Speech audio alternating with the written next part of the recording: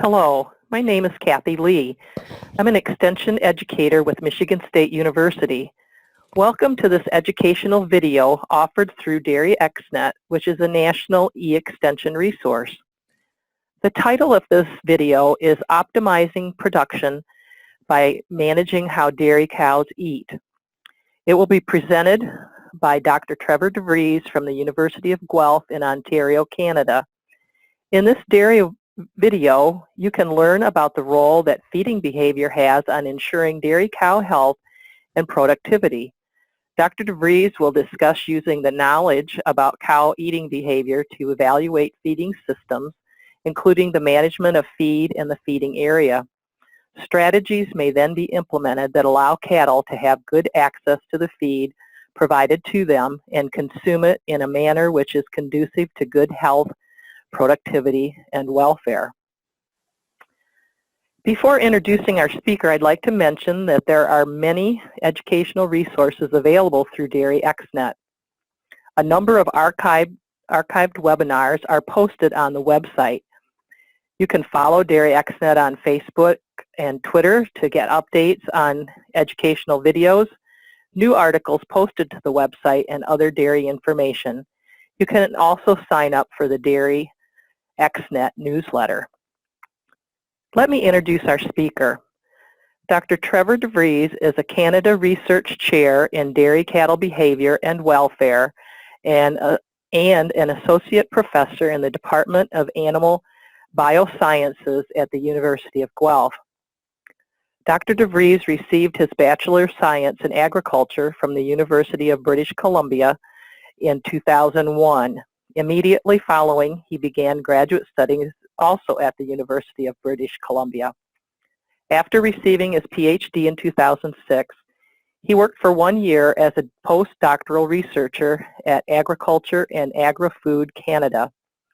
In 2007, Dr. DeVries was appointed as faculty with the University of Guelph. In his current position, Trevor is involved in research and teaching in the areas of dairy cattle nutrition, management, behavior, and welfare. Trevor, at this time, I turn over the program to you, and we look forward to learning about how to manage what dairy cows eat to optimize production. Thank you very much for the introduction. As introduced, my name is Trevor DeVries from the University of Guelph, and today we're going to be talking about optimizing production by managing how dairy cows eat. When we think of the nutritional management of dairy cows, we can think of it from a number of different perspectives. We can think of it from a dietary formulation standpoint, that is taking information about the feeds that we have, about our production targets, about the requirements that the animals have, and putting that together to come up with what is on paper the optimal ration for meeting those targets. The next step would be to actually put that ration on paper into a mix. So a lot of information and processes needs to go into putting together that proper ration. And then say we get that all right, then the last thing that we need to consider is how that feed actually gets managed for the cows and by the cows. And specifically, we need to think about what the cows actually do with the feed. And that's really the focus of my presentation today, is to think about how dairy cows consume their feed and the impact that that has on ensuring that cows get the optimal value from that feed that's put in front of them. And the three things that we need to consider from an eating behavior standpoint in the cow is whether or not she eats the amount required to meet those production targets, to whether or not she eats the feed in a healthy manner, which is going to keep her rumen healthy and stable, and then also whether or not she eats that feed as it's actually put in front of her, so that she's actually consuming the balance of nutrients which she requires. So the first thing I want to touch on is the fact that when we think about dairy cows as a production animal, thinking about the drivers of milk production in cows, we know that milk production is really driven by dry matter intake. And if we're going to stimulate and optimize dry matter intake, we need to think about how do we get cows to eat more feed. And it might sound quite simple, but if we need cows to consume more feed, they actually need to change some aspect of their eating behavior. And that is shown very well in the schematic here on this slide, where we see that the amount of dry matter consumed by the cow is really a function of how she actually consumes her feed. So her, for example, her meal frequency as well as her meal size, the product of those two things, so the number of meals per day as well as the size of those meals, would equal her dry matter intake. And similarly, the amount of time, so the feeding time of the cow multiplied by the rate of feed consumption, would equal the amount of feed consumed. So if we're going to ask a cow to eat more, we need to get that cow to change some aspect of her eating behavior. So she either needs to have more meals per day, larger meals, or some combination of those two factors, or spend more time eating, or eat faster, or again, some combination of those two factors. Which of those is most important in terms of driving dry matter intake is another question that we need to answer, and something that we've quite recently looked at in some of our research. And one of the things that we've done is taken data from a whole number of studies where we've had individual dry matter intakes from cows, as well as different aspects of their feeding behavior, and looked at which aspects of feeding behavior were most consistently associated with dry matter intake. And what we found is that dry matter intake is most consistently associated with the amount of time that cows spend eating their feed, as well as the frequency of meals that cows have per day. And you can see an example of that in the figure on the screen, where we see feeding time correlated with dry matter intake, where you see a positive relationship. Now, it's not very steep, but you see that as feeding time increases, we also see dry matter intake level of cows increasing. And we see the same relationship with meal frequency, so whereby those cows that are having the highest level of dry matter intake are also the ones having the most frequent meals per day. So from an intake standpoint, we need to consider those factors which are going to stimulate cows to spend more time eating and distribute that eating time in more frequent, smaller meals across the day. Not only is it beneficial to have cows spend more time eating across the day in smaller meals from an intake standpoint, but we also know that it's important from a rumen health standpoint.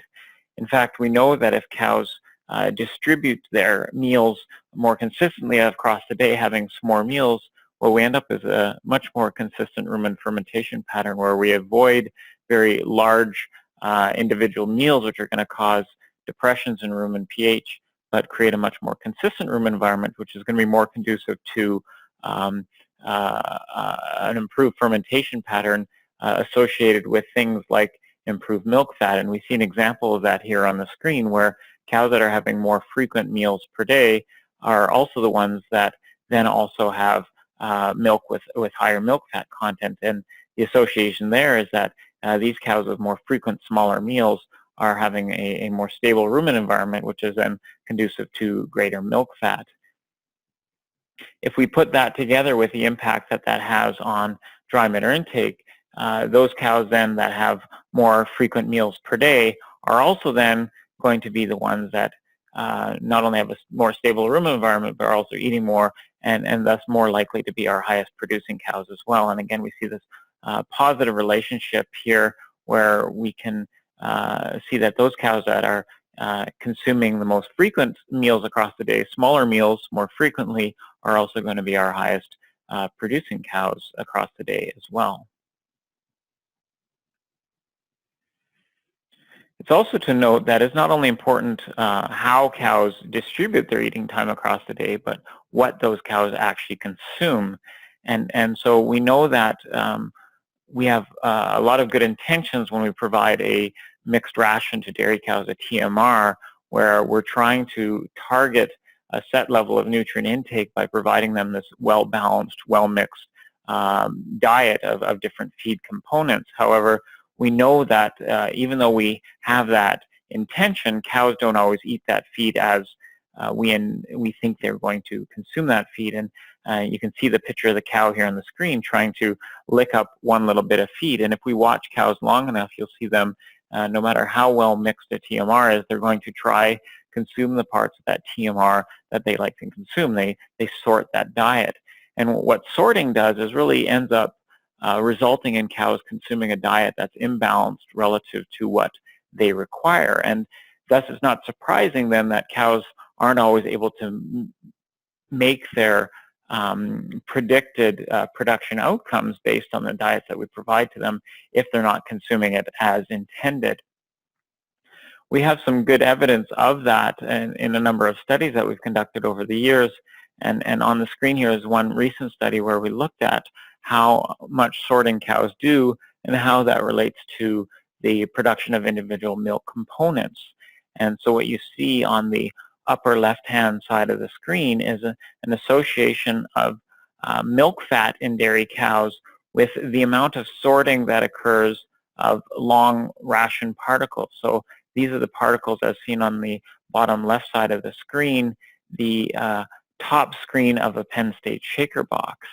And basically 100% on this scale here would equal the cows consuming exactly the amount we predicted them to have consumed based on what was provided to them, where anything under 100% would indicate selective refusal or sorting against those long particles. And what you see here is this relationship, negative relationship, looking from, in this case, right to left, where those cows that have the lowest milk fat are also the ones that are doing the most sorting against those long ration particles. And again, that shouldn't surprise us too much, in that those cows that are sorting against long ration particles are selecting against fiber, which again is going to increase the risk of low rumen pH subacute ruminal acidosis, which we know is a risk factor for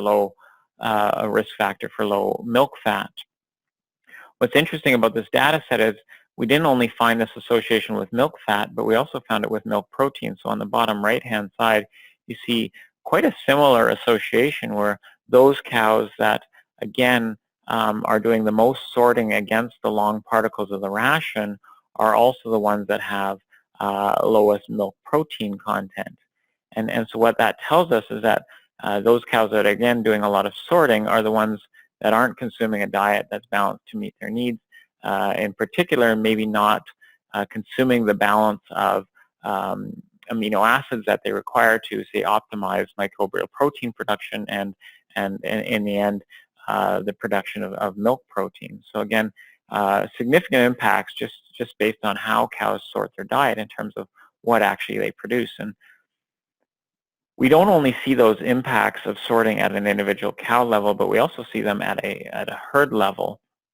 And so what I have on the screen is some data from a study we did of dairy herds in Canada from a few years back, where we looked at sorting at a group level. And again, we looked at the refusal of long particles, so those particles that sit on the top screen of a shaker box. And what we saw was that every 2% refusal of those long particles was associated with about 0.9 kilograms or 2 pounds of fat-corrected milk. And a decrease also in production efficiency. So cows not only not able to achieve production targets, but also producing that milk less efficiently because they're not consuming their diet as intended for them. In this study, we actually saw at a herd level refusal anywhere from 0, so herds with very little sorting, to up to about 10% refusal of those long particles. And so what that translated into was us being able to predict almost 4.5 kilos, or let's say about 10 pounds of difference in milk production between herds, simply based on the amount of sorting that was occurring at a herd level. So using that information about how dairy cows eat their feed and what they actually consume, and the importance that has in terms of ensuring sufficient dry matter intake, keeping rumens healthy, and making sure cows actually consume the nutrients that we expect them to consume, We need to then think about what this means from a feeding management standpoint. How do we then use that information to manage the feed of dairy cows so that they're going to optimize that behavior and really optimize the value of the ration that we provide to them? And really, I have 2 points that we need to think about. First, ensuring that dairy cows are stimulated to access their feed throughout the day and ensuring that happens. And then secondly, making sure that they have access to that ration formulated for them throughout the day, meaning that they, when they go to feed, that feed as it's intended is there and available to them, and they're able to gain access to that. And so what I want to do is walk you through why these 2 points are in particular important for dairy cows. So the first question we have is, how do we actually stimulate cows to access their feed throughout the day? And if we would have asked this question 50 years ago, thinking about cows managed in an extensive situation on pasture, we would typically think about the factors that drive dairy cows to consume their feed at different times of the day. And largely our thoughts would allude to the idea that eating patterns in dairy cows would be dictated by the time of day. And that belief that cows' eating patterns are dictated by time of day, particularly with large, extensive eating bouts in the morning and late afternoon, has long been held. However, we know from recent research by our group as well as others that when we keep cows in more intensive situations, fed mixed rations like total mixed rations inside, we know that their eating patterns are not only dictated by time of day, but even more so dictated by management events that occur throughout the day. And what our research has actually shown is that probably the single greatest driver of the eating patterns of cows that are kept in barns and fed total mixed rations is going to be the delivery of new feed. And that impact of that delivery of feed has a much more greater impact on stimulating feeding activity than any other management event or time of day, regardless of the time of day that we even provide that feed to those cows. So with that knowledge, we then can think about, okay, how do we actually manipulate the feeding activity patterns of cows? One of the things that we've shown in our research quite consistently is that one of the easiest ways to stimulate cows to access their feed throughout the day is actually to deliver feed more often.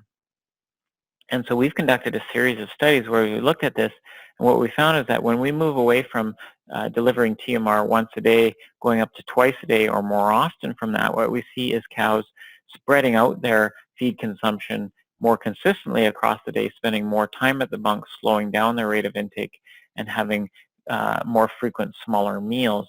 And a good example of that is seen here in the bottom left-hand corner, where this is a comparison in a study we did where we were looking at twice-a-day feed delivery.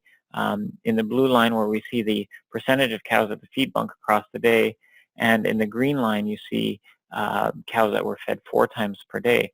What you see in this situation is that the cows fed 4 times a day have 2 extra peaks of feeding activity occurring in the middle of the day as well as in the middle of the night. And what those correspond to is those cows actually distributing their feed consumption more evenly across the day, slowing down their rate of intake and having more frequent meals. The other thing that we've discovered in our research on feed delivery frequency is that the more often we provide feed to cows, the less opportunity they actually have to sort that feed on an individual feed delivery basis. And so what you see here in this graph is actually how the fiber or NDF content of the feed changes across the day, in this case whether cows are fed once a day or twice a day.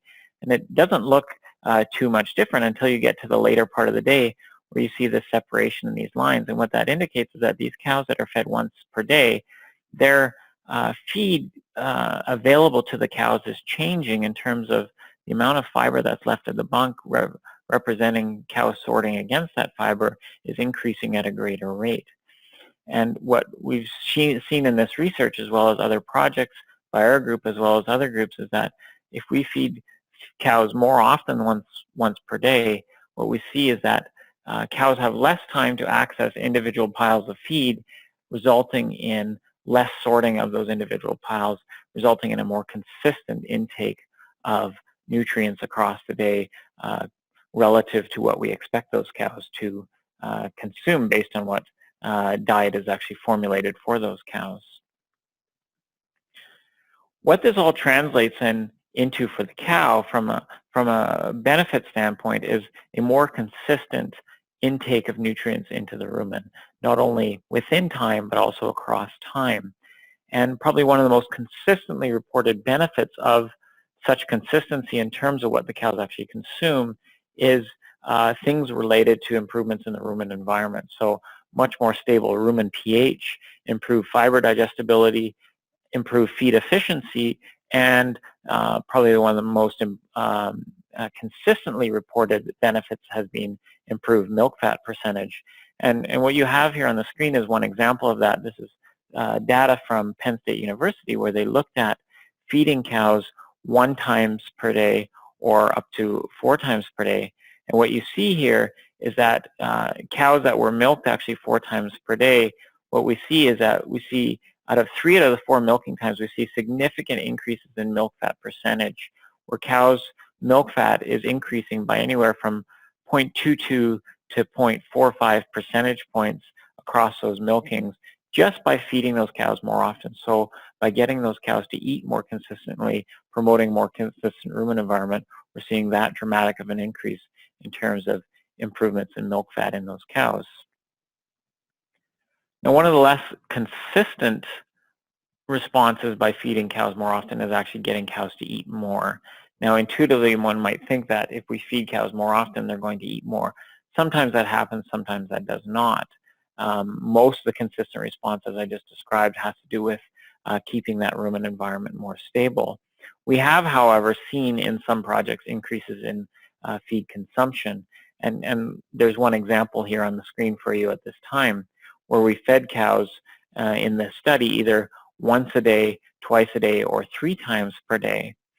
And for cows that were milked actually 3 times per day.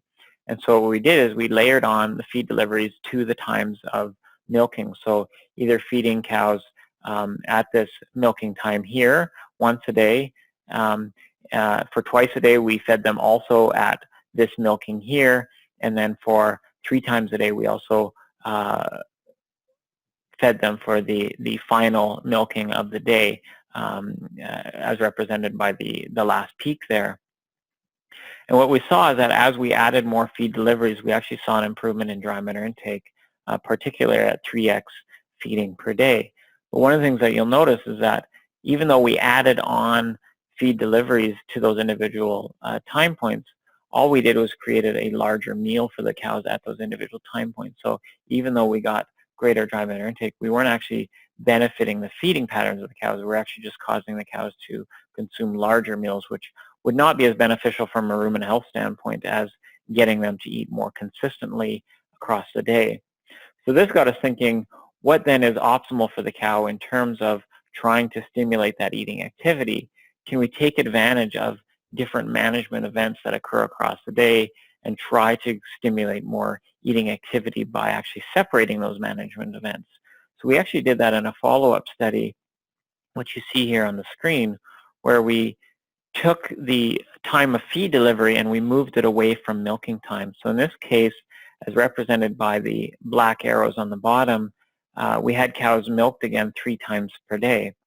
And we either fed the cows at the milking time, at 2 of the milking times per day. So as represented by the gray line, we had the cows fed and milked at 1400 hours or 2 o'clock in the afternoon, as well as 7 o'clock the next morning. In our alternative treatment, we actually moved that time of feed delivery away from those 2 milking times. So we pushed that time of feed delivery 3.5 hours later. So at around 5:30 in the afternoon or at 10:30 in the following morning. And what you can see by looking at the distribution of dry matter intake across the day is we see a little bit more of a leveling effect of doing that, where Suddenly our largest meals are now following feed delivery and not milking, again suggesting that it's that feed delivery which is having the biggest impact in terms of stimulating intake and driving those intake patterns. But what we see is that cows actually spend a little bit more time eating. They slow down their rate of intake and actually consume one more meal per day across the day. And what we saw as a result of that is that cows actually improve their efficiency of feed conversion by about 7% by actually distributing their intake pattern more consistently across the day. The question for dairy producers then becomes is how do we actually operationalize this farm from a labor standpoint, from a fuel standpoint, doesn't make sense. And that's a question that needs to be answered on individual farms. But one of the opportunities that we have here nowadays is the opportunity to automate these processes. And so we actually have a number of different automated TMR mixing and delivery systems available to us. And what those systems are providing for us is not only that opportunity to provide feed more frequently, but also reduce some of the inconsistencies that we have in feeding management and feed delivery to our cows. And again, that inconsistency can be problematic from a cow production standpoint as well. And the point I want to make is that automation can also take away human inconsistency in terms of feed mixing and feed delivery. And we have some really interesting data from a study from a couple years ago where we looked at the consistency of feed delivery on commercial dairy farms across 7-day periods of time, where we looked at how when we sampled feed on farms that was delivered for 7 consecutive days, how much day-to-day variation there was in terms of what nutrients cows were receiving from those diets. What you have in the figure on the screen is an association on the bottom axis here, the x-axis, of the variation in net energy content of the diet. So the amount of energy content of those diets that were provided on those farms correlated with, on the y-axis on the left side here, the dry matter intake level.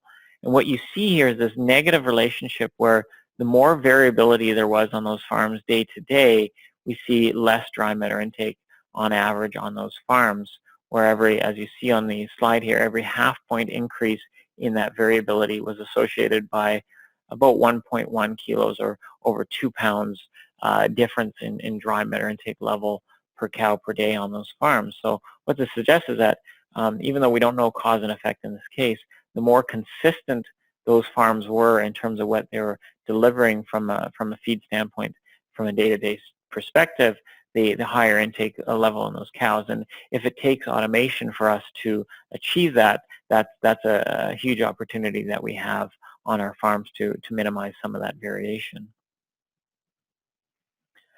Another point that I need to make when it comes to feeding management is that we don't only need to stimulate cows to eat across the day, but we also need to make sure that when cows are actually stimulated or when they want to go to the feed bunk, that there's feed present for that cow when they go there. And you can see that in the picture here on the screen, the cow standing there looking at the camera in this case is telling us something, that that cow wants to consume that feed that's pushed away and not within her reach. And if that cow comes to the bunk at this time and that feed is not pushed in for her at that time, she's going to make a decision. She's going to either spend time waiting around, standing, waiting for that feed to come back to her, or she might forego that eating opportunity and come back later. And in that case, you might have lost intake potential on that cow. And so our target is to make sure that we get that feed pushed back to those cows as frequently as possible across the day to ensure that we don't have situations across the day where we have that empty bunk where that cow can't access the feed that she wants to consume. Part of the response of the cows to that situation should be the fact that they shouldn't be actually stimulated to go run to the bunk when we actually push that feed up. Producers often say that when they push up feed, the cows come running to the bunk. And what that tells me in that situation is that those cows have been too long without feed in that case. And rather than stimulating intake, what push-up should really do is make sure that the feed is there when the cow wants to be there. A good example of this actually comes from a recent study where we actually looked at the association of feeding management and different measures of behavior on farms milking with robots here in Canada. What we found was that there was this association of the number of times that we're pushing up feed per day and the amount of time cows are spending lying down. So on average, the farms that we were looking at were pushing up feed 8 times per day, and this ranged from anywhere from 2 to 24 times per day. What we found was that for every 2 extra feed push-ups per day across that range of 2 to 24 times, we saw about 0.1 hours of increased lying time per cow. So across that range of farms, that's about an hour difference between our lowest herd and our highest feed push-up frequency herds. And so what that tells me is that the more often we're pushing up feed, the more time cows are actually devoting to lying down because they're able to use their time more efficiently. They're not having to stand around, wait for access to their feed because it's not available to them, it's not pushed up, but rather they have that access when they want it, and then they can devote that extra time rather than to standing around, but to actually using that time efficiently and using that for lying down. And so again, I think we have an opportunity here in the dairy industry. If we can do this manually, again, whether that's by hand, whether that's through mechanical devices, skid steers, tractors, whatever else have you, with human input into that, that works as long as we're doing that often and we're doing that consistently. If that consistency is an issue on our farms, then we need to start considering what automated systems might be available. And again, we have a number of automated systems available to us for automating that feed push-up process on our farms. And if that, again, ensures that we don't have human inconsistency, we do it on a regular basis, we're making sure cows' feed is available to them at all times, that's the true benefit of automating those processes on our farms. One final point when it comes to feeding management is the fact that we want to minimize the amount of time that cows are without feed. Again, from a feeding management standpoint, we don't want a lot of feed leftovers at the end of the day. That can be difficult to handle. That can be a lot of extra feed that might be wasted. However, at the same time, we want to make sure that if we're going down to systems where we're having little to no refusal at the end of the day, we need to be very careful in terms of minimizing the amount of time that cows are without feed. Similar to feed push-ups, if we end up with a situation where cows are without feed for too long and we deliver new feed, what happens is we see this slug feeding response by the cows where they're going to run to the bunk, they're hungry, they're going to want to consume that feed, and they're going to do so in very large meals, which we know aren't as efficient for those cows. And so we want to avoid those situations by minimizing that amount of time that cows are without feed. And again, if we can manage that very well and keep that time to less than an hour per day where we've got an empty bunk, that can work quite well. But if we're see a lot of inconsistency in that, and we see a lot of variation in terms of how much time cows are without feed, that represents a problem, and that's something that we need to avoid on our farms. The final point from a feeding management standpoint that I want to make is that not only do we want to make sure that cows are stimulated to access their feed, they have access to that feed in terms of that feed's there for them, but the cows should physically be able to get to that feed when they want to. And the issue I'm going to describe is for our group house cows, we want to make sure that they have the space that's available to them to get to the bunk when they need to. And so thinking about stocking densities at the feed bunk, thinking about factors which might prevent them from getting to that feed. And if our stocking densities are not set so that cows can get to the feed bunk when they want to, there's enough space for all cows to eat at the same time, what happens is that we see cows changing their intake patterns to compensate for that. And so what we might see is that if cows can't get to the feed bunk when they want to, they might either change their pattern of intake where they're going to either eat faster in larger meals, or they might actually end up foregoing eating opportunities. And I think that's particularly a risk factor for those cows that are at most risk for depressions in dry matter intake, and the cows I'm thinking about particularly are transition cows. And so we have good data to suggest that when we introduce competition for feed access, if cows don't have good access to feed, particularly during that transition period, most actually important during the close-up period, so in the 2 weeks before calving, if we introduce competition for feed access during that time period, we really increase the risk of cows not optimizing their dry matter intake, not consuming enough nutrients, and the carryover impact on that into the fresh period can occur as well. And there's a number of studies that have shown that those impacts then of reduced intake and competition for feed access can spill over not only into reduced intake, reduced milk production potential, but also increased risk of other health complications, things like excessive negative energy balance and ketosis in early lactation if those cows can't consume enough nutrients because of that feed bunk competition during that time period. So we really need to focus for these vulnerable cows on ensuring they have enough space per cow at the feed bunk. And so providing a minimum of, say, 75 centimeters or 30 inches of bunk space for those cows during that time period is critical for ensuring that those cows can get to feed when they want to and can maximize their intake.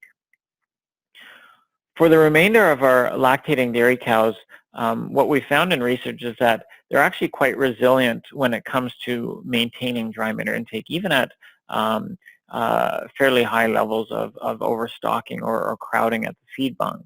However, just because they can maintain dry matter intake in some situations, maybe not all, doesn't mean that overcrowding doesn't come without a price. And we actually see other impacts of crowding then appear for those cows that are, say, later in lactation. And a good example of that is a study we conducted a couple of years ago where we surveyed farms in Canada looking at the amount of feed bunk space that was available to cows and correlated that with production parameters. And quite interestingly, what we found was that we saw that farms that had greater bunk space, so across a range of about 14 inches of bunk space up to 30 inches of bunk space per cow, we saw that every 4-inch increase in bunk space across that range was associated with about 0.06 percentage points greater milk fat and about a 13% decrease in somatic cell count. And again, I think we can explain these differences based on the impact that competition at the feed bunk has on the individual feeding patterns of cows. If cows are forced to, again, compete for access to their feed, particularly at the times when they want to be eating, at those times when we deliver feed and all the cows go up to the bunk, what we see is cows changing their intake patterns. And as I mentioned before, you're going to see cows consuming their feed much quicker and in larger meals, which again may compromise that rumen environment and may explain why we see less milk fat with lower levels of bunk space. Similarly, if cows are forced to compete, you may end up with some cows who don't want to compete and then may end up changing their intake patterns where, say, rather than right after milking, say when feed is freshly delivered, rather than wanting to go to the feed bunk, they may choose to lie down. And that might not only be stressful to the cow, but at the same time, because they've just been milked, their teat canals are open, they might have a greater chance of being at risk for a bacterial infection of their udder at that time. So that might actually help explain this impact on somatic cell count in those cases as well. So that gets me to my take-home messages, and really one of the major points of my presentation today is to think about the impact that management of the feed bunk has on the eating patterns of cows, and the fact that those eating patterns and how we manage those eating patterns through feed bunk management can have just as much of an impact on cow health, efficiency, and production as the ration itself that we're providing to those cows. And from a practical standpoint then, what we need to think about is factors that allow cows to eat when they want and what they need. And so to really take advantage of the eating behavior of the cows, we need to think about things that are going to keep feed in front of cows, making sure that feed's always available, that feed is the feed that we intend those cows to receive, so it's not sorted, it's consistent with that which is formulated and delivered to those cows. We stimulate those cows to feed frequently throughout the day, and there's nothing hindering those cows from accessing that feed throughout the day as well. They have enough space and opportunity to get to that feed when they want to. With that, I thank you very much for your attention and hope that this information provided to you today has provided you with some good practical things to think about when it comes to feeding management of dairy cows. Thank you to Dr. DeVries for sharing this practical information about dairy cow feeding management. We also thank our viewers for watching this video. We encourage you to check out the DairyXnet website for other educational videos and resources.